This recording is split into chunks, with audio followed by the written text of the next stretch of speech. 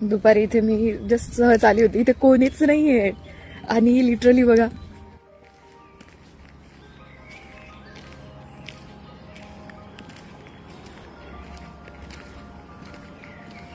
झोके इथे खेळायला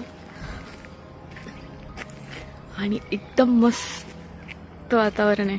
ऊन पडलंय छान, मस्तपैकी बेंच आहे बसायला, किती सुंदर फुलं आहेत.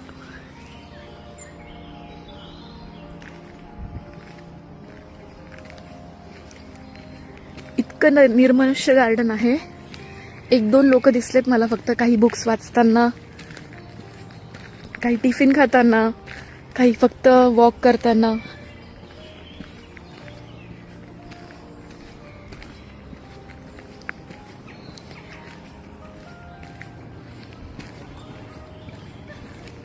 मस्तपैकी ग्रीनरी आहे.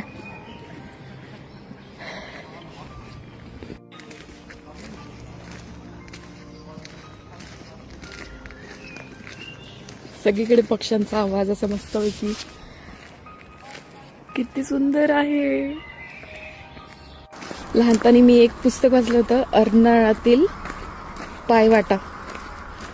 तर त्यामध्ये पण असंच वर्णन केलेलं होतं की अशी छोटीशी पायवाट आहे आणि खूप भारी एक्सपिरियन्स होता तो, ते पुस्तक वाचणं आणि आता हा छोटासा मस्तपैकीचा प्रवास.